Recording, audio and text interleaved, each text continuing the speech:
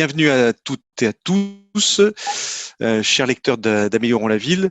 Alors, nous accompagnons Améliorons la ville, les donneurs d'ordre, maîtres d'ouvrage et entreprises dans les défis de transition. C'est plus que jamais nécessaire. Énergie, santé, sécurité, copropriété, bâtiment tertiaire. Alors, je suis Xavier Faure, l'animateur de ce webinaire, et on a Benjamin Thaïs, notre rédacteur, qui m'accompagne pendant cette conférence. Et nous continuons à vous accompagner avec Améliorons la ville pour préparer le déconfinement et la reprise des travaux avec cette série de 9 webconférences en raison d'un rythme un peu soutenu de 2 par semaine, qui sont tous les mardis et jeudis à 9h30. Pendant 1 heure, on sera précis sur le temps pour respecter la confiance que vous nous faites et le temps que vous nous accordez. On abordera donc aujourd'hui ce qui est gros travaux en logement collectif, mardi entretien et maintenance en logement collectif, et puis ensuite on parlera d'électricité à la fois dans le bâtiment tertiaire et puis on parlera des installations numériques et on voit à quel point le numérique est important dans nos bâtiments aujourd'hui qui nous permettent de faire des visioconférences. On aura 2 conférences qui seront consacrées ensuite à ce qui est désamiantage, à la fois les chantiers et le repérage amiante.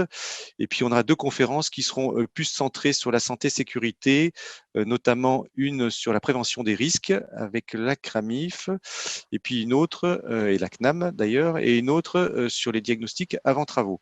Alors pour ce qui nous réunit aujourd'hui, gros travaux en logement collectif. L'heure est à la préparation de la reprise des chantiers. Les fédérations, d'ailleurs, je parle sous votre contrôle, mais on en reparlera avec vous, annoncent déjà 20 à 30% des chantiers en cours de reprise. Donc, on voit que le mouvement est amorcé, mais ce n'est pas tâche aisée tant les mesures de sécurité sont contraignantes, on en discutera, et aussi les chaînes d'approvisionnement doivent être remises en place. On n'a pas eu un mois d'arrêt qui est comme le mois d'août où en septembre tout le monde reprend gaiement. Ben non, là on ne peut pas reprendre parce qu'on manque de tout. Comment faire pour les chantiers aussi à grand déplacement? Comment se restaurer? Comment sécuriser des bases vie en milieu urbain dense? Et on parle à Paris ou à Lyon ou dans d'autres villes. Nombreuses sont les questions. Pour le confinement et la reprise des travaux, la date du 11 mai annoncée par Emmanuel Macron constitue une échéance qui nous semblait certaine, mais on a appris qu'on aura une météo du Covid-19 avec des zones rouges et vertes. Espérons d'être tous rapidement dans le vert.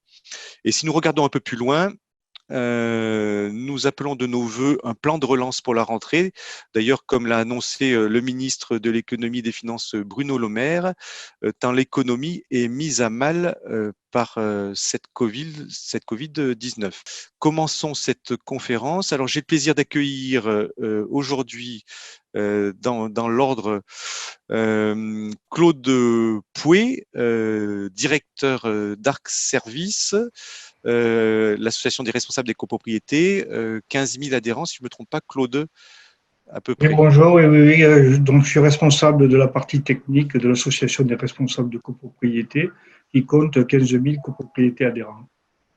Voilà. Et représentant, ici, je représente la maîtrise d'ouvrage privée. Merci Claude. Également Nicolas Caillot, responsable du département énergie et environnement de l'USH, l'Union sociale de l'habitat, je crois 650 à peu près bailleurs sociaux. Ça, exactement. Donc oui, moi je suis responsable du département énergie et environnement au sein de la direction de la maîtrise d'ouvrage et politique patrimoniale. Effectivement, l'USH, on représente les fédérations d'organismes HLM, et donc ça représente, peut-être pour donner d'autres chiffres, environ 5 millions de logements et 11 millions de personnes logées. Merci Nicolas d'être avec nous. Fabien Gantois, vous êtes vice-président de l'Ordre des architectes d'Île-de-France. Oui, bonjour, et on représente 10 000 architectes inscrits en région Île-de-France et environ 3 000 sociétés d'architecture. Voilà, ce qui est un nombre important. Et puis, Denis Morat, président d'AC Environnement, donc le leader du diagnostic immobilier en France, je crois plus de 700 collaborateurs. C'est ça, Denis ? Oui, bonjour à tous. Oui, effectivement, plus de 700 collaborateurs chez AC Environnement avec une activité Diagnostic immobilier qui représente environ 300 opérateurs sur le terrain, une partie analytique amiante qui représente 200 laborantins. Voilà, donc effectivement leader sur le positionnement diagnostic amiante auprès de clients plutôt institutionnels, notamment bailleurs sociaux, pour les accompagner dans le bon déroulement et le bon établissement de leurs travaux. Voilà. Merci à tous donc d'être avec nous. Peut-être on peut commencer par Claude Pouet avec l'ARC. Claude, on se disait en préparant cette conférence un peu en préambule, on se disait mais où sont les acteurs finalement? Oui, donc au niveau des copropriétés, de ce qui se passe. Donc aujourd'hui, ce qu'on constate, les interventions d'urgence, ça continue, il n'y a pas de grosses difficultés. Les petits travaux, c'est assez disparate. Lorsqu'il n'y a pas de coactivité, si et quand la copropriété est d'accord pour que les entreprises interviennent, ça continue ou ça redémarre, si vous voulez, depuis que le guide de l'OPP-BTP est sorti. Donc, depuis que ce guide est sorti, ça redémarre. Par contre, sur les gros chantiers aujourd'hui, on voit, ça ne redémarre pas. C'est pas donc, alors on sait que les gros chantiers, ça fait intervenir plusieurs acteurs. Bien sûr, la maîtrise d'ouvrage, syndic et syndicat des copropriétaires, le maître d'œuvre, architecte, le correspondant SPS. Et donc, pour redémarrer un chantier, il faut que tous ces acteurs le fassent en même temps, le fassent de façon coordonnée, le fassent. Et aujourd'hui, donc, une des questions que je pose aux autres intervenants, est-ce qu'il y a vraiment une coordination entre vous, entre les architectes, entre les entreprises et tout ça, pour que ça redémarre de façon coordonnée? On a vu dans le guide au PPVTP là, qui est sorti. Là, je viens de découvrir, hier soir, que les architectes viennent de sortir un guide. Est-ce que tout ça communique? Ou est-ce que c'est des guides à part, et comment ça peut redémarrer? Au niveau des copropriétés, on a du mal à voir aujourd'hui de comment ça peut démarrer. D'abord, ça ne peut pas démarrer s'il n'y a pas tous les acteurs autour de la table. Et les acteurs, les syndics, on ne les voit pas. Les syndicats de copropriétaires, certains, bien sûr, sont inquiets. Et puis, est-ce que ça dialogue entre la maîtrise d'œuvre, entre les entreprises, entre les correspondants de santé et sécurité, en sachant qu'en plus, on nous demande il est demandé de désigner un correspondant ou un référent Covid-19, c'est comme ça. Donc, qui doit le désigner? Dans les derniers écrits d'hier, j'ai vu que c'était à la maîtrise d'ouvrage de prendre en charge la désignation, la mise en place de ces référents Covid-19. Est-ce que ce ne serait pas plutôt à la maîtrise d'œuvre? Vous voyez, donc, tout un tas de questions que je pose aujourd'hui, parce que nous, au niveau des copropriétés et du redémarrage ou du démarrage des nouveaux chantiers, on n'a pas une bonne visibilité. Oui, alors peut-être Fabien Gantois pour les architectes, alors vous pouvez répondre. Et peut-être Nicolas pourrait, sa vision message, si tu permets, Xavier, sa vision sur le social, parce que je pense qu'il doit avoir à peu près les mêmes problématiques que nous. Alors concrètement, c'est vrai que ce plan de continuité d'activité, plan de relance, là on est face à vraiment une injonction paradoxale où on doit effectivement bien assurer la sécurité de chacun face à la crise du Covid qu'on est tous en train de vivre, et puis retrouver une activité progressive normale et faire en sorte que effectivement le bâtiment participe bien à la relance. Et comme on dit souvent, quand le bâtiment va, tout va. Et donc c'est vrai qu'on est un relais extrêmement important. Et c'est vrai. on a pu constater quand même ces dernières semaines, il y avait jusqu'à 90% des chantiers qui étaient à l'arrêt. Et aujourd'hui, on va plus vers une intensification de l'activité, une reprise progressive de cette activité. Il y a eu un certain nombre de guides qui ont été mis à disposition, comme le guide l'OPPD-BTP du mois d'avril. Nous, les actions qui sont en train d'être menées notamment avec les associations régionales, il y a des chartes qui sont en train d'être signées avec les acteurs locaux, CAPEB, FFB, Conseil régional des architectes, et je pense à une charte qui est en cours de signature en région Bretagne, en région Hauts-de-France. Et donc, on met tous les acteurs autour de la table pour essayer de se mettre d'accord sur la manière dont on assure cette reprise d'activité et surtout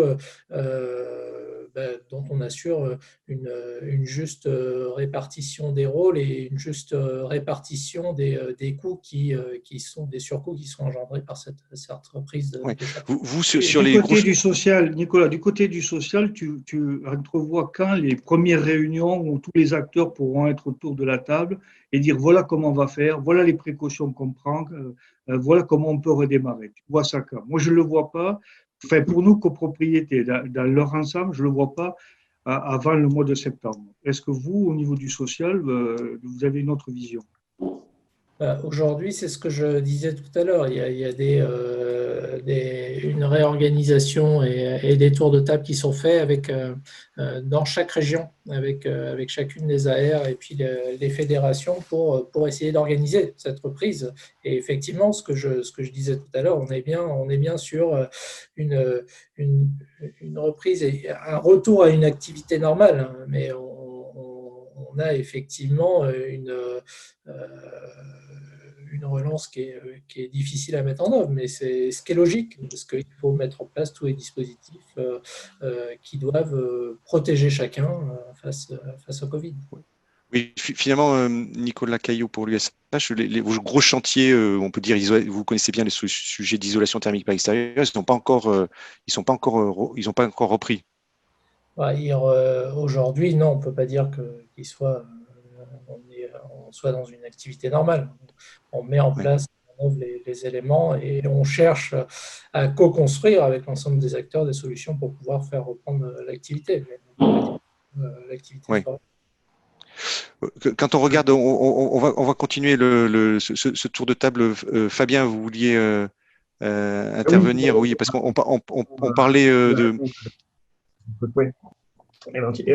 Évidemment, sur la question de la reprise, je suis d'accord avec Nicolas Caillot. On a envie de tous reprendre et quelque part, on a tous envie de faire comme si il n'y avait pas le Covid. Malheureusement, il y a le Covid et ça chamboule énormément de choses. C'est évidemment le cadre juridique des contrats qui lie l'ensemble des intervenants. Alors, la question, c'est que c'est pas l'un ou l'autre qui décide de ne pas reprendre le chantier. Le chantier, ça doit être repris en collégialité. Je rappelle le cadre quand même juridique qui entoure aussi la responsabilité de la maîtrise d'ouvrage. La maîtrise d'ouvrage, elle est responsable effectivement de la sécurité du chantier. En revanche, elle la délègue. Elle délègue cette sécurité-là, elle délègue au SPS en fonction des catégories de chantier. L'architecte, évidemment, est dans la boucle et les entreprises sont responsables. Donc, dans ce cadre-là, l'arrivée effectivement du Covid est une nouvelle donnée qui doit réorganiser la responsabilité. Après, la question de tous ces guides, alors, guide complémentaire de l'Ordre des architectes. Le guide qui fait foi aujourd'hui, le cadrage juridique, c'est bien le Code du travail, d'une part, et c'est le guide de l'OPBTP avec la deuxième version qui date du 12 avril dernier, et il y a une nouvelle version aujourd'hui qui est en cours de rédaction. Donc, c'est là-dedans que s'inscrivent effectivement les mesures qui doivent être mises en place. Après, la grande question, c'est que, effectivement, ça, c'est des généralités, et que chaque chantier est différent. Qu'on soit en chantier proche couronne ou en milieu urbain dense, qu'on soit en chantier de réhabilitation, en milieu vide, en tiroir ou en milieu occupé, c'est complètement différent. Donc, j'allais dire qu'il n'y a pas déjà, d'une part, par une décision qui serait évidemment collégiale, il n'y a pas une règle qui s'appliquerait sur les chantiers d'œuvre.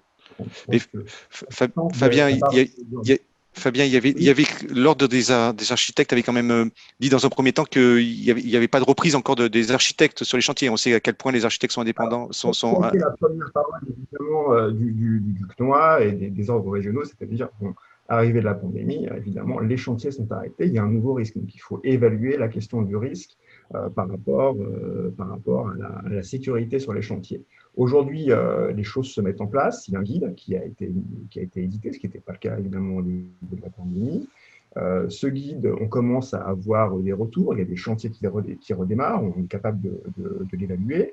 Alors, ce que dit l'ordre, c'est qu'effectivement, il faut être extrêmement contextuel sur l'évaluation des risques sur les chantiers. Et c'est un peu à l'image de ce qui se passe sur les chantiers amiantes. Vous avez effectivement des chantiers à risque qui sont faibles, des chantiers qui sont à risque moyen et des chantiers qui sont à risque fort.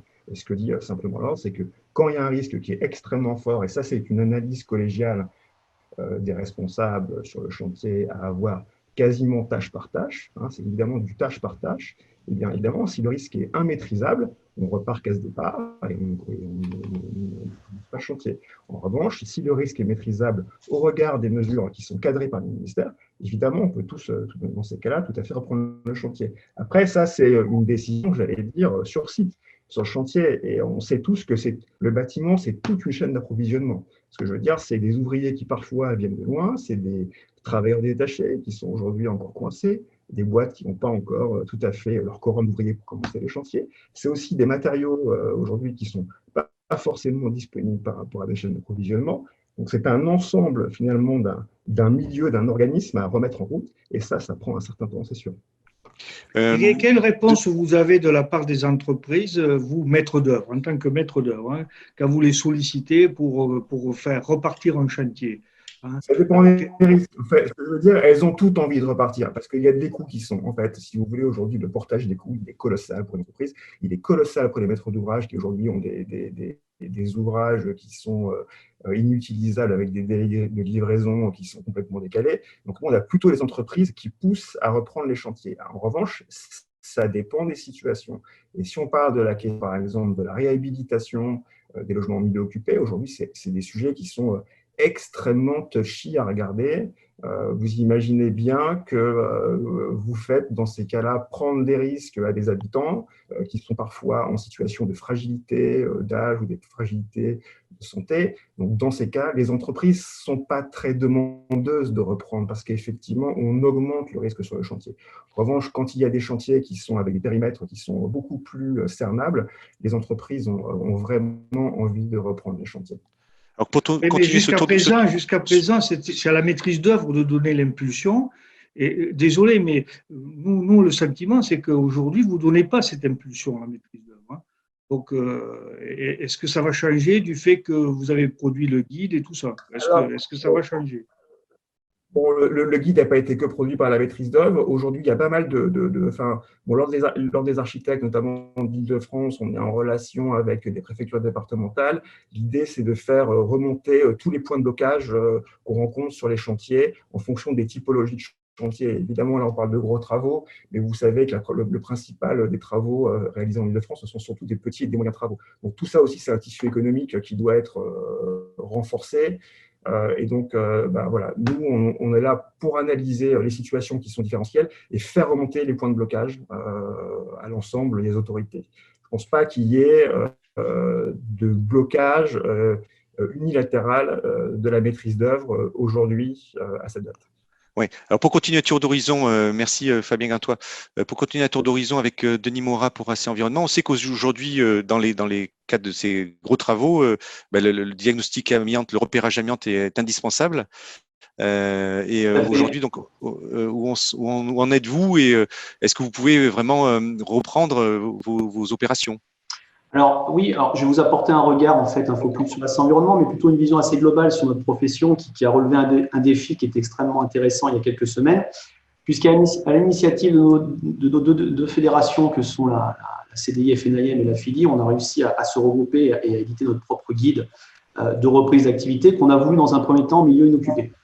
Pourquoi? Parce que le temps de déployer, de tester les modes opératoires qui a été défini, ce qui a permis un petit peu une reprise d'activité de l'ordre de 15% de nos chantiers au niveau de la profession, c'était assez important. Moi, ce que je veux dire par rapport au Covid, c'est que les craintes nous concernant et dans notre profession sont assez faibles. Pourquoi? Parce que on lutte au quotidien contre un assassin invisible qui est l'amiante. Donc, les procédures de sécurité, les modes opératoires, les demi-masques, etc., sont des choses qui sont assez familiers de notre profession. Et du coup, dompter la problématique de Covid, c'est un sujet qui est finalement assez simple nous concernant. On a deux problématiques qui sont assez importantes dans notre profession. C'est grand 1, l'approvisionnement de pays, puisque pour lutter contre l'amiante, il nous faut des masques avec des cartouches P3, il nous faut des combinaisons. Et là, on a des problèmes d'approvisionnement qui sont assez forts, puisque la priorité a été donnée à l'environnement santé de toute évidence et de façon très cohérente. Donc, on a ce premier problème. Et puis, le deuxième, ce que l'on rencontre, c'est maintenant le milieu occupé, où effectivement, rentrer chez les locataires, c'est complexe parce qu'il y a une crainte chez tous ces habitants, effectivement, de voir rentrer des techniciens et puis potentiellement polluer leur intérieur. Donc, c'est le deuxième travail qui est en cours, qui aboutira assez prochainement. Mais on ne pourra pas lutter contre cette crainte-là de la part des locataires s'il n'y a pas une communication qui est cohérente, si on n'essaie pas un petit peu de désacraliser le problème de Covid. Et si on veut une reprise d'activité qui soit cohérente, il faudra que l'on puisse retourner dans les milieux occupés. Et pour ce faire, je crois que c'est un sujet de communication effectivement interfédérale, interprofession, mais c'est surtout aussi de l'accompagnement auprès de cette population-là. Oui, est-ce qu'on peut pas dire que du coup les gros chantiers, ceux qui sont inoccupés vont reprendre assez rapidement et les chantiers qui sont en site occupé, du coup ça va être beaucoup plus compliqué. Ils vont reprendre nous concernant, indexer notre capacité à nous équiper en EPI. Et là, on a un sujet qui est assez important. On a eu une montée en puissance, je dirais, de consignes de sécurité sur l'amiante ces dernières années, qui aujourd'hui sont difficiles à appliquer parce qu'on ne trouve pas des cartouches P3, parce qu'on ne trouve pas des combinaisons, des survotes, etc. Ce qui peut poser un certain niveau de problème pour intervenir. Et tant qu'aujourd'hui on a les EPI, nous pouvons intervenir. Mais nous craignons quand même un arrêt et un retour en chômage partiel mi-juin si on n'arrive pas à avoir des chaînes d'approvisionnement de pays qui soient conséquents pour notre profession. Alors, pour vous, c'est quoi? Les EPI, c'est quoi? C'est les blouses? Alors, c'est des combinaisons et c'est des cartouches P3 pour les masques et les appareils de protection respiratoire. On est tenu, quand on fait des prélèvements amiantes, en fait, d'avoir un certain niveau de sécurité. Et aujourd'hui, on a une difficulté assez forte à trouver des combinaisons et des cartouches P3 de renouvellement, puisque ces éléments-là sont utilisables à usage unique. Et pour chaque chantier, donc les choses deviennent extrêmement complexes dans le cadre de pénurie mondiale. Oui.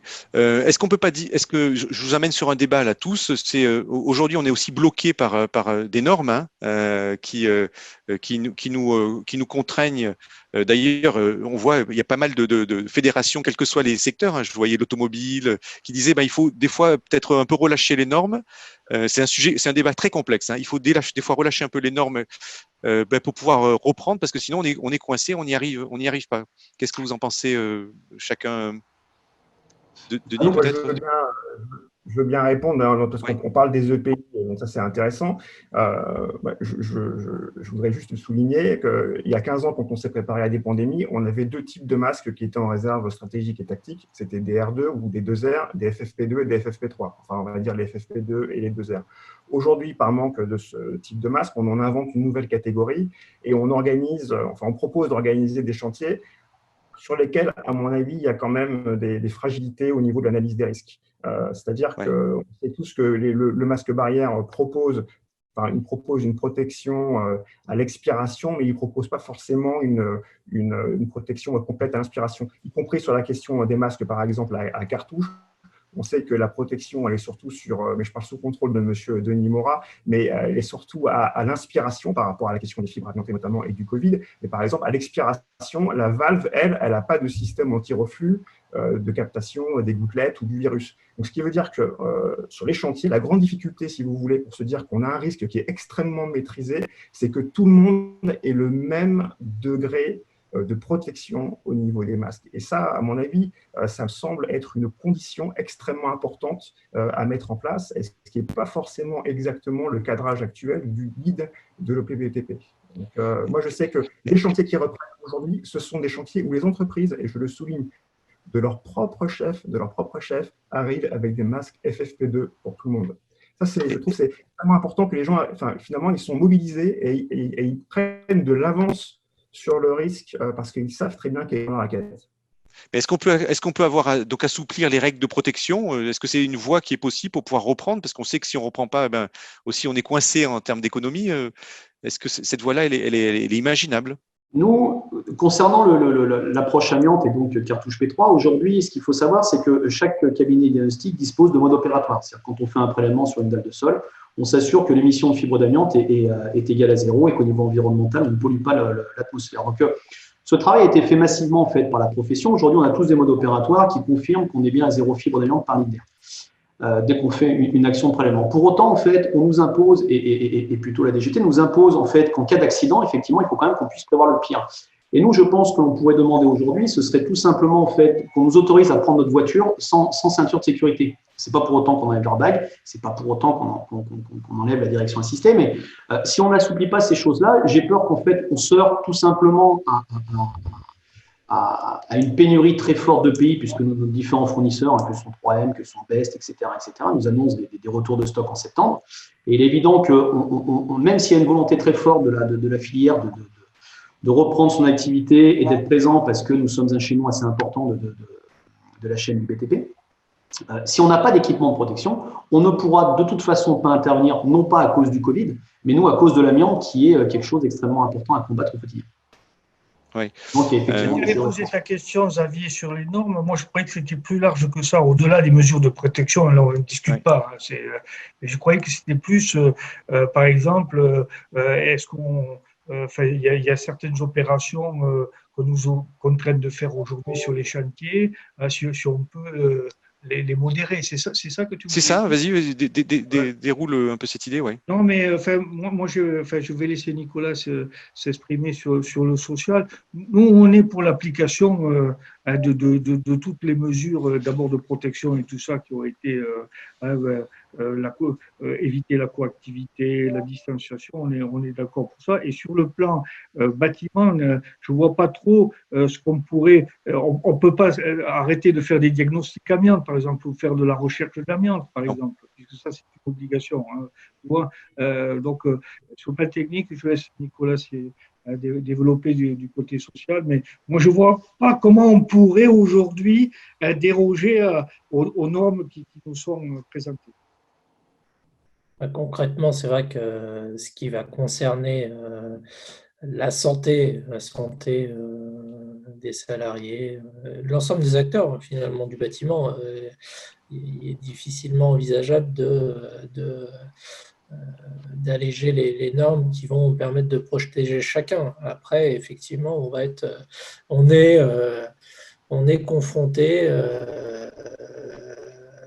à un problème économique qui de jour en jour devient de plus grande ampleur, et donc il faut effectivement mettre en place toutes les mesures pour respecter et s'assurer que la sécurité et la santé de chacun est bien préservée, qu'on a bien les équipements nécessaires et les gestes barrières qui vont bien. Mais il va falloir commencer à préparer, à penser la transition, donc la reprise à court terme et la transition à moyen et long terme, parce qu'on a clairement la situation qu'on vit en ce moment risque aussi de perdurer dans les prochains mois. Certains prédisent encore une bonne année compliquée à gérer. Et donc, je ne dis pas qu'on a toutes les solutions aujourd'hui, mais on va forcément avoir besoin de continuer à se mettre autour de la table et penser la manière dont on va fonctionner demain. Oui, votre propos, Nicolas Caillot, pour l'USH, c'est de dire, si j'entends bien, c'est de dire, bon, aujourd'hui, il faut dégripper le système, et c'est ce que disait Denis Morat, en tout cas assez rapidement, pour pouvoir reprendre, mais aussi il faut avoir une vision plus long terme. Et donc cette question que je posais, c'est d'assouplir les règles. Elle vaut aussi pour la rénovation énergétique. Donc, est-ce que vous pensez qu'aujourd'hui, il faut se dire, bah, écoutez, il y a certains enjeux qu'il faut abandonner pour le bien de l'économie? Je crois pas. Ce qu'il faut, on a bien, il y a une temporalité qui est différente et des réponses qui doivent être à la mesure des impératifs qui s'imposent. Aujourd'hui, on est sur une reprise. Demain, on va être sur un plan de relance et après-demain, on a à intégrer aussi des enjeux qui sont extrêmement importants. Et il y a beaucoup de réflexions autour des plans de relance et qu'est-ce que doivent intégrer ces plans de relance. Il ne faut pas oublier qu'on est, et là je parle avec la casquette responsable du département énergie et environnement, on a une société qui a une forte impact environnemental. Et donc, un plan de relance qui, demain, sur une vision à long terme, doit intégrer ces éléments-là. Si on reprend ne serait-ce que la stratégie nationale bas carbone, voilà, on doit atteindre la neutralité carbone à horizon 2050. Et ça nécessite effectivement d'avoir des actions qui visent à améliorer la performance de notre parc HLM, la performance thermique, la performance des équipements. Mais Nicolas, c'est intéressant ce que vous dites. Je vous coupe, Nicolas Caillot, c'est que finalement vous dites que l'USH, et j'aimerais entendre pour l'ARC aussi, milite pour que les plans de rénovation énergétique soient continués, soient renforcés. Et donc ça, c'est des gros travaux, hein, c'est des gros chantiers. Donc ça, c'est l'avenir aussi du plan de relance qu'on prévoit pour passer cette crise. C'est bien le cas, c'est vous militez pour continuer ces gros chantiers. Les plans de relance doivent nécessairement intégrer cette dimension-là. On doit, mais comme je disais à l'instant, on est aujourd'hui là, notre vision et notre champ de vision est sur du court terme et sur une reprise d'activité avec la gestion d'une crise sanitaire. Mais n'oublions pas, dans le cadre de ces plans de relance, qu'il faut intégrer aussi des dimensions sociétales comme l'impact environnemental que l'on a sur cette planète. Et donc, ça nécessite forcément d'intégrer ces dimensions-là. Et il faut qu'il y ait une dimension qui intègre l'impact du bâtiment d'une manière générale sur la société. Claude Pouet, pour l'ARC, c'est clair. Nous, on est à fond pour les plans de rénovation énergétique et de façon plus générale pour les plans de rénovation. On ne veut pas que les chantiers s'arrêtent. On veut qu'ils reprennent, nous, dans les meilleurs délais. Ouais. Et d'ailleurs, ça m'amène donc à une question aussi qu'on n'a pas évoquée, parce qu'il est, et je voudrais voir si M. Gantois s'il a travaillé, c'est le fameux protocole d'accord ou le protocole de redémarrage. Parce que dans les guides, on dit, avant de redémarrer, il faut signer un protocole d'accord où on dit comment on va redémarrer, comment vont se répartir les surcoûts du redémarrage ou de la nouvelle configuration. Vous y avez travaillé sur un projet de protocole là, au niveau de votre organisation parce que nous, on a des copropriétés qui nous sollicitent. Est-ce qu'on pouvait avoir un modèle de protocole d'accord? Est-ce que vous y travaillez sur ça? Le protocole d'accord de reprise, on est bien d'accord, c'est pas le de reprise. Oui, alors bien sûr, c'est quelque chose sur lequel on travaille. Alors, pour information, ce protocole, il y avait une demande explicite d'un protocole, sous forme d'avenant, qui était présent dans le premier guide de PPTP début avril, mais qui a été supprimé dans le deuxième guide, si ma mémoire est bonne.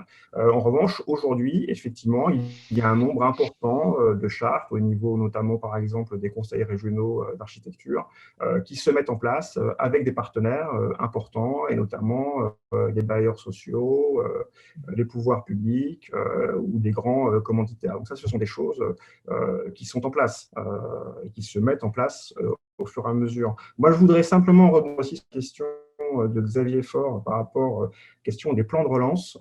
Évidemment qu'on est dans la tempête, et quand on est dans la tempête, il faut bouger un peu, mais ce n'est pas pour ça qu'on doit changer de cap. Il faut dire que le cap pré-Covid, c'était un cap effectivement 2050, bas carbone, voire zéro carbone, dans lequel effectivement la rénovation du bâtiment a une part très importante à jouer, puisqu'on sait que le facteur construction neuve, réhabilitation, c'est x10, plus de x10, mais en termes de la question du coût énergétique.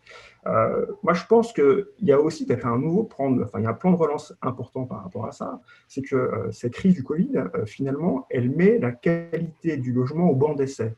C'est-à-dire qu'aujourd'hui, on n'est plus dans des mobilités extra-actives, on est plutôt à être immobile chez soi et on a le temps de voir un peu quelle est la qualité de nos logements. Alors, certains sont mieux lotis que d'autres, mais il y a aussi des logements qui méritent un peu plus de qualité sur quelque chose, une maladie qui risque de devenir un peu endémique, avec un télétravail pour ceux qui le peuvent, je dis bien pour ceux qui le peuvent parce que ce n'est pas toute la population, avec des coactivités dans les logements. Et ça, à mon avis, ça sera aussi à prendre en compte dans la question de la qualité de l'habité. Et on sait aujourd'hui, et c'est parfois des détails, vous savez, c'est de l'acoustique d'une cloison entre un salon et une chambre, ça peut être un espace extérieur, c'est la qualité des communs dans les bâtiments. Tout ça, c'est des choses qui, aujourd'hui, font pour certains cruellement défaut. Et ça doit rentrer, à mon avis aussi, dans un plan de relance.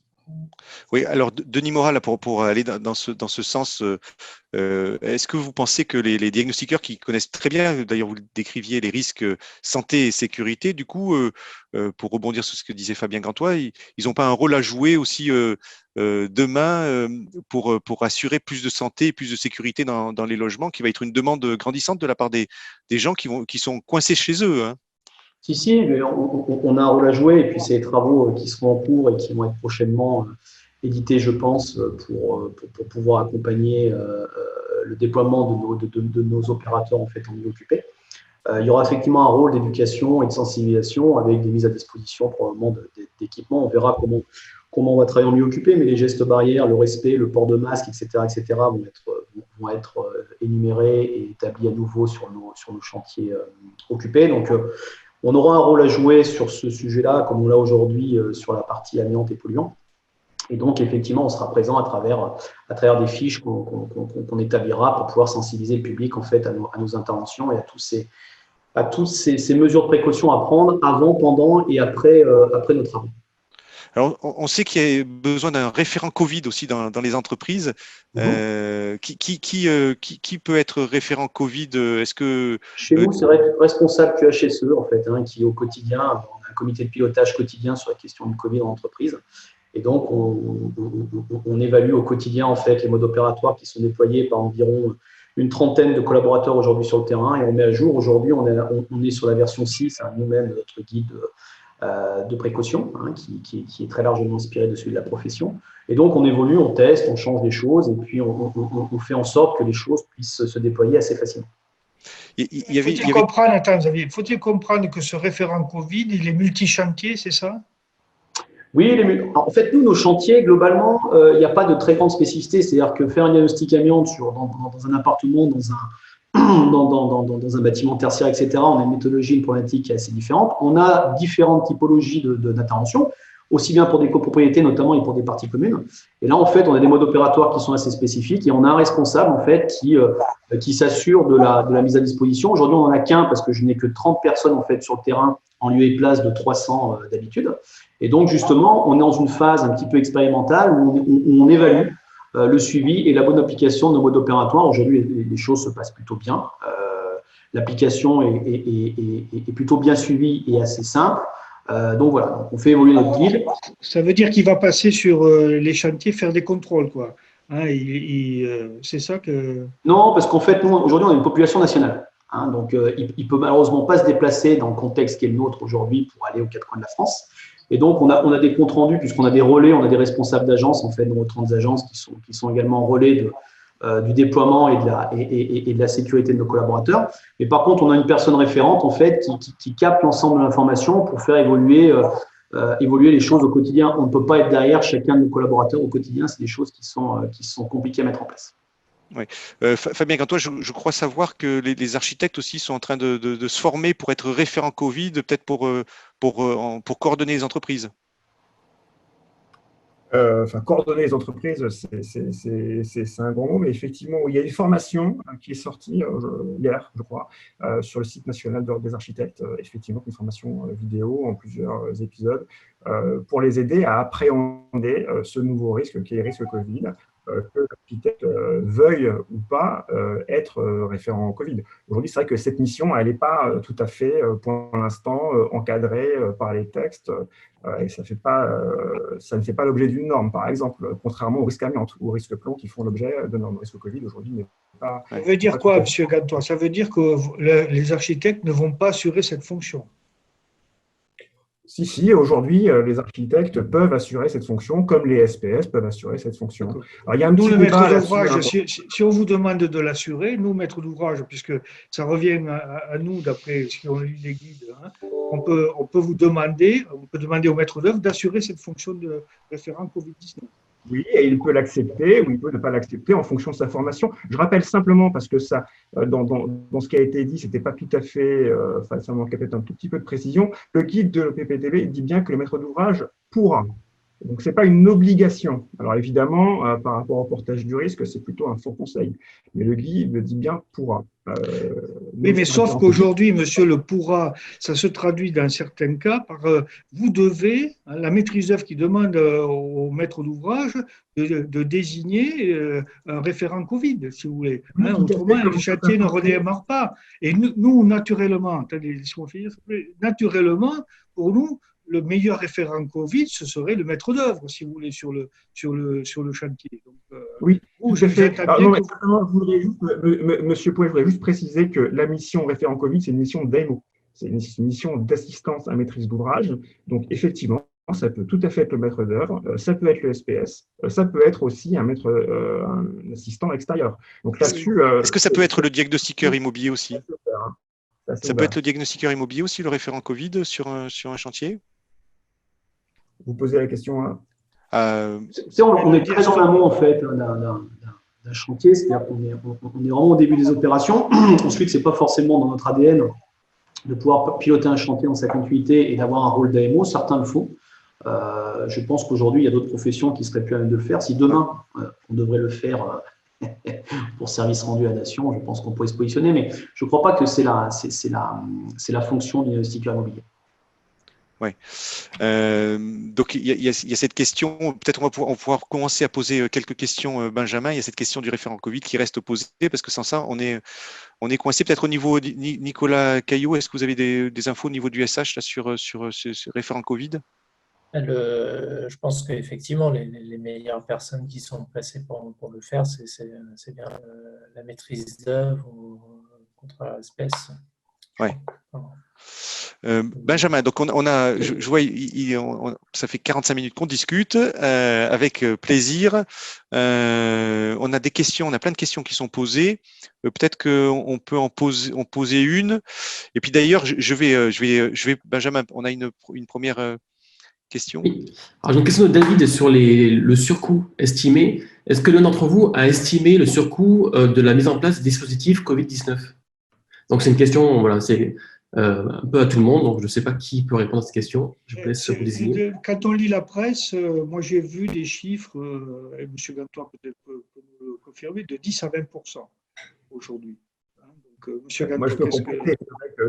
Les chiffres, ça a commencé par 10 un vendredi. Le lundi, c'était 15. Après, c'est passé à 20. Honnêtement, je pense que le surcoût, il doit se regarder chantier par chantier. Là-dessus, il est clair qu'il y a un surcoût pour tout le monde, que ce soit l'ensemble des acteurs, y compris la maîtrise d'ouvrage. Il y a un surcoût à porter en soi. à un moment donné, je pense que tout le monde doit baisser son jeu sur la table et regarder clairement et discuter. Je pense que c'est un peu l'objet aussi de ces chartes qui circulent, c'est de se dire, ah bon, il y a un surcoût pour tout le monde, maintenant, comment on absorbe le surcoût? Moi, ce que je vois aussi, c'est qu'il y a des entreprises qui aujourd'hui arrivent à évaluer leur surcoût, qui le demandent, qui le proposent, on discute. Et puis, vous savez, il y a des entreprises, et c'est plutôt des TPE, en fait, qui n'osent pas demander un surcoût parce qu'elles ont une relation tellement, j'allais dire, de proximité avec leur maître d'ouvrage, un peu affective parfois, que, en fait, elles préfèrent absorber et ce surcoût, il ne sera pas inexistant, il sera à zéro évidemment sur le DGD, mais en revanche, forcément, il y aura des implications sociales. Donc aujourd'hui, je pense qu'il faut effectivement inciter tout le monde à parler de ce surcoût et qu'on n'en fasse pas une politique d'autruche, et qu'en même temps, à contrario, on ne lance pas comme ça des chiffres qu'on a vu circuler de 20%. 20% sur un chantier, c'est quand même, sur des gros chantiers, qui sont extrêmement importants. Alors évidemment, quand vous avez des chantiers compliqués avec des bases vies à déployer ou à redéployer ou des temporalités ou des coactivités, vous avez un ralentissement du chantier qui est colossal, c'est sûr, mais 20%, c'est énormément d'argent quand même. Donc il y a des choses, je pense qu'il va falloir qu'on soit extrêmement clairs les uns avec les autres et qu'on ait tous, l'ensemble des acteurs de la construction, une totale franchise les uns envers les autres. Oui, je suis d'accord. Hein. Moi, mon propos n'était pas à vous inciter à faire plus de 20%. Hein. C'est gentil. Ça aurait été arrangeant pour autant. Mais concernant le diagnostic, simplement, parce que nous, aujourd'hui, en fait, les EPI font partie intégrante en fait, de nos occupants. Donc on n'a pas fait de répercussion de coûts. On travaille, je dirais, chez Assain Environnement à 50% en contact de bailleurs sociaux. Donc, on n'est pas dans un sujet de se mettre encore autour de la table pour voir s'il y a un surcoût ou pas sur nos interventions. On est en train de mesurer l'impact de l'application de nos guides de préconisation. Et ce n'est pas le fait d'acheter du gel hydroalcoolique ou de mettre des gants en plus, en fait, qui va générer un surcoût. Donc 10-20%, ce ne sera pas globalement pour notre profession. Ouais. Les diagnostiqueurs ne vont pas être concernés tellement par un surcoût, c'est surtout, comme toutes les entreprises, c'est par une perte d'activité parce qu'effectivement, on peut pas travailler aujourd'hui. Exactement. Peut-être pour ajouter et compléter. Nicolas Caillot. Oui.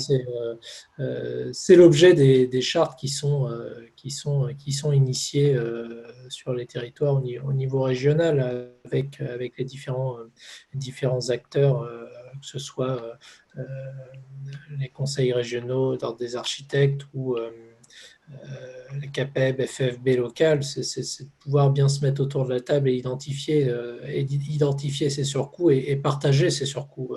Il ne s'agit pas non plus pour ces surcoûts qui peuvent être évalués de 10 à 20%, que l'ensemble soit porté et supporté par un des acteurs. Et on a tous collégialement à prendre notre part dans le surcoût qui est généré par la période qui est exceptionnelle, que l'on vit en ce moment, qui est le Covid. Oui, c'est ça. Il faut tous se mettre autour de la table, discuter et puis trouver des solutions ensemble parce que sinon, on n'arrivera pas à avancer. Chacun doit faire un pas vers. Je ne crois pas que le client final puisse supporter 20% d'augmentation des coûts. Et s'il n'y a pas de client final, il n'y a pas d'activité pour personne, en fait. C'est ça. Donc, il faut être responsable, je pense, dans la reprise collective de la filière et du bâtiment en général. Ouais. Benjamin, une autre question? J'ajouterais, il faut être responsable, mais il faut appeler un chat quand même, parce que s'il y a 15% de coûts, à un moment donné, ils vont être portés. Donc, ils peuvent être portés sur les marges internes de l'ensemble des acteurs, c'est sûr, mais à un moment donné, vous ne pouvez pas mettre en défaut un acteur. C'est-à-dire que vous ne pouvez pas conduire sur un c'est pas le sujet, mais c'est… Ouais. Ça va sortir du périmètre des acteurs propres au chantier, et ça, c'est des décisions qui sont des décisions, à mon avis, qui sont nationales, qui doivent être des décisions de l'État, à un moment donné, de mettre en place un portage des coûts qui n'étaient pas prévisibles au moment donné, au moment du lancement des opérations, et qui ne sont pas forcément nécessairement portables de fait par l'ensemble des acteurs, même si, pour effectivement effort national, chacun peut en prendre une partie. Et parfois, vous pouvez mettre à financer des acteurs. Claude Pouy pour l'ARC, est-ce que les copropriétaires vont accepter de prendre des surcoûts à leur charge? Si la question posée comme ça, c'est non. C'est clair que le copropriétaire, on a déjà eu du mal à lui faire accepter les travaux avec des montants importants, parce que sur les gros travaux. Hein. Donc, quand on va revenir en lui disant, moi, ça fera 10% de plus, hein, ça va râler. Ça, c'est clair, net. Bon. Donc, après, Donc, une position intelligente, effectivement, je partage ce qui vient d'être dit, c'est-à-dire il faudra voir où sont les responsabilités et voir qui doit supporter les coûts. Hein. Et si la maîtrise d'ouvrage doit supporter une partie, on les convaincra, on essaiera de les convaincre hein, que la position raisonnable, c'est de supporter une partie du surcoût. Oui. Mais après avoir bien, et c'est pour ça que le protocole de reprise est très important, parce que c'est dans le cas de ce protocole qu'on va négocier la répartition. Hein. S'il a fallu rajouter, je sais pas, des points d'eau ou des sanitaires, ou les questions qui me remontent aujourd'hui, c'est ça, ou une alarme sur les sapines, parce que il y a les jeunes qui vont faire les cons, comme on dit chez moi dans le sud-ouest, sur les sapines. Bon, mais il est évident que là, le maître d'ouvrage, il est concerné, tu vois. Donc, il faut faire la part des choses. Voilà. Benjamin, une autre question alors. Une question de Jérémy que je vais poser à Fabien Gantois. Le Conseil national de l'ordre des architectes propose aux maîtres d'ouvrage un outil pratique pour l'évaluation de la reprise du chantier. Pourquoi ne pas former les maîtres d'ouvrage? Alors, bon, c'est vrai qu'aujourd'hui, l'ordre forme un peu a proposé une formation pour les architectes. Effectivement, c'est une bonne question. Je peux tout à fait la relayer au niveau du conseil régional et qui relayera au conseil national. Je pense qu'effectivement, il y a aujourd'hui un enjeu de formation qui doit dépasser le périmètre propre à chacune des organisations professionnelles ou ordinales. C'est certain, tout à fait. Ouais. Okay, moi, je suis tout à fait d'accord. Nicolas, vous à l'USH, qu'est-ce que vous prévoyez, vous, ou des formations parce que vous, c'est plus simple, vous avez des responsables techniques. Comment On a effectivement, on s'organise en interne pour avoir une bonne communication. Tout à l'heure, on va prendre un exemple. Hein, tout à l'heure, l'exemple des chartes régionales. Tout ce travail qui a été fait de manière collégiale et peut-être en avance de phase par rapport à d'autres régions sur la région Bretagne et la région Hauts-de-France. Tout ce travail collectif, ces chartes sont mis en commun et mis à disposition de l'ensemble des organismes HLM pour pouvoir avancer et donner la possibilité à tout le monde de s'emparer de ces nouveaux outils, ces nouvelles formations, ces nouvelles chartes qui nous permettent de faire face au Covid. Benjamin, une autre question? Oui. Une question de Frédéric. Est-ce qu'il ne serait pas prudent de faire effectuer une désinfection totale d'un lieu 48 heures avant les diagnostics dans les lieux inoccupés? Je vais poser la question à Denis et Morin. C'est la posture qu'on a prise en fait sur le guide de la filière, c'est-à-dire que c'est l'intervention en logement vacant de moins de 48 heures en fait. Et on invite les gens à reprendre les lieux après 48 heures par rapport à d'estimation qu'on a de durée de vie du virus. Donc c'est la posture qu'on a prise en fait sur nos modes opératoires. C'est un petit peu limitatif, c'est un petit peu complexe avec nos clients, mais bon, pour le moment, voilà, on avance vraiment sur un schéma de sécurité. Pour le moment, on est resté sur ces standards-là. Une autre question, Benjamin? Oui, une question de Christophe. Le référent Covid ouvre encore un autre débat et surtout la volonté de vendre une mission complémentaire. Ce coût peut être plus facilement absorbé sur des chantiers de plusieurs millions. Comment je l'intègre dans des opérations à 700 000 € ou moins?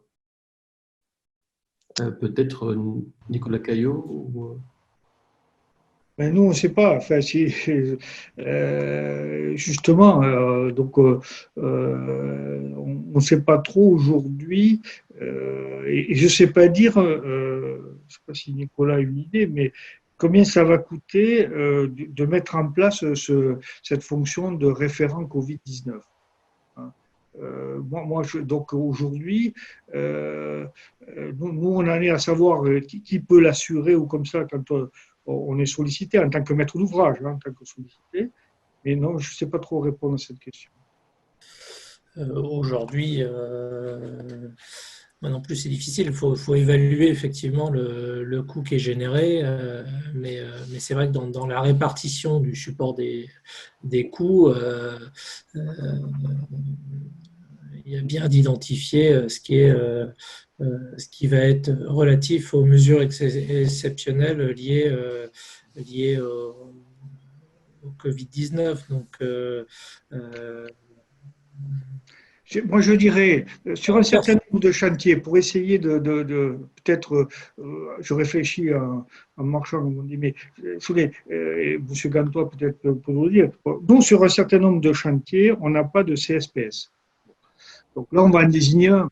Je pense qu'on va être contraint d'en désigner un. Un CSPS, c'est à peu près 2 ou 3% du montant des travaux. Hein. Donc voilà, pour certaines opérations, on saura dire à peu près, hein, M. Gantois, vous me corrigez si je me trompe, à peu près ce que pourra coûter cette mise en place d'un CSPS qui assurera cette fonction de référent Covid-19. Qu'est-ce que vous en pensez, M. Gantois?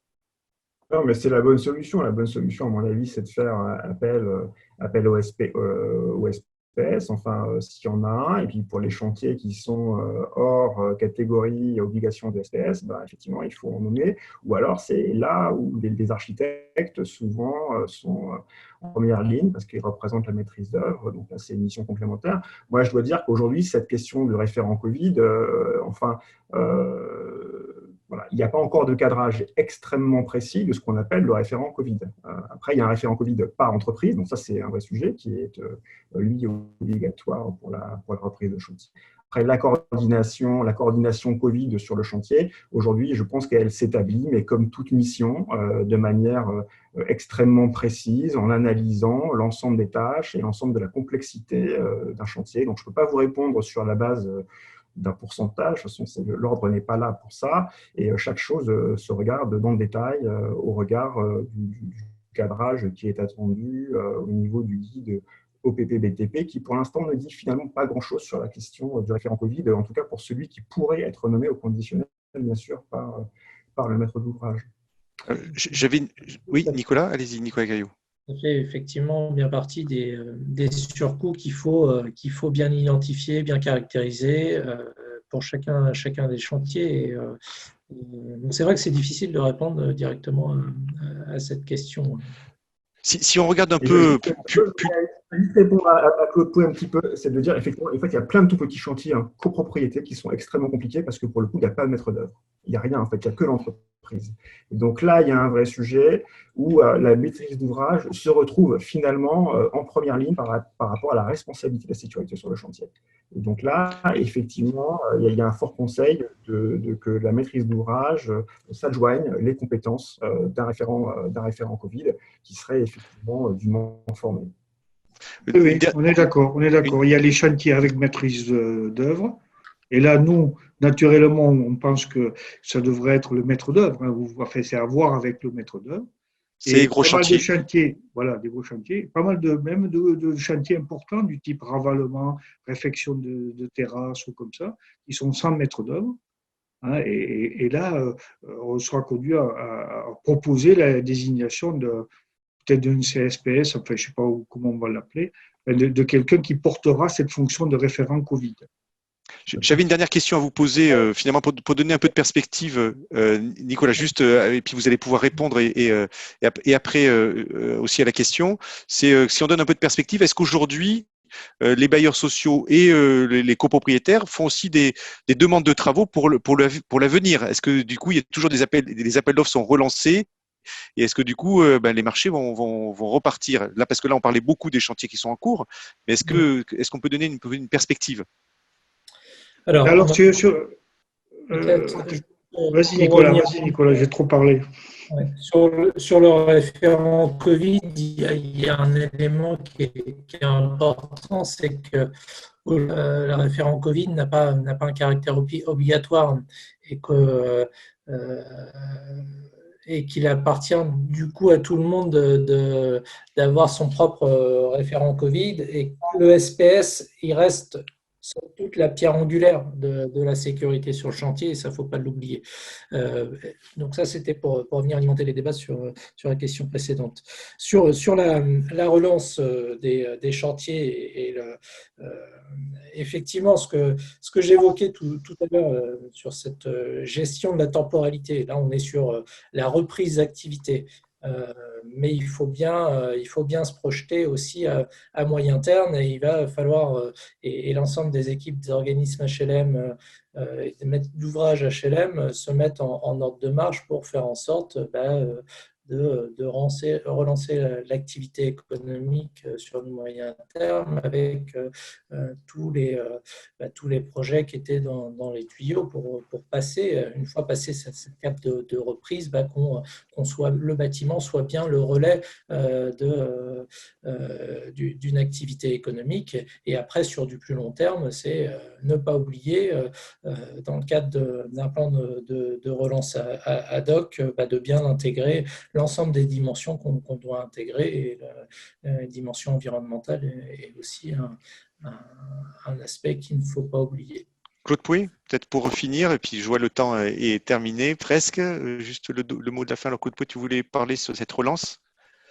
Sur cette relance, je pense qu'effectivement, il est indispensable que tous les acteurs se mettent autour d'une table et se mettent d'accord pour la reprise des chantiers, avec la mise en place de ce protocole, qui mettra à plat tout ce qui est surcoût, responsabilité, équipement à disposer, équipement complémentaire à installer, la base de vie, des choses comme ça. Donc, il est indispensable que tous ces acteurs se rapprochent, et que les guides qui aujourd'hui ont l'air d'être produits par cheminée, par secteur d'activité, tout ça permette de converger vers un protocole de reprise de chantier qui soit partagé par tous.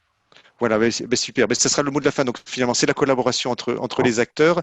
On est pour tenir ce temps. En tout cas, juste en guise de conclusion, donc on a une prochaine conférence qui a lieu mardi 5 mai, je parle sous ton contrôle Benjamin, de 9h30 à 10h30, dans lequel il y aura Dalkia. On est ravis d'avoir Dalkia, l'OPPBTP et l'ARC et l'USH, vous serez de nouveau avec nous. Et on parlera entretien et maintenance, parce qu'on voit que c'est un gros sujet aussi. L'entretien et maintenance dans les bâtiments, donc on ne sera pas sur les gros chantiers.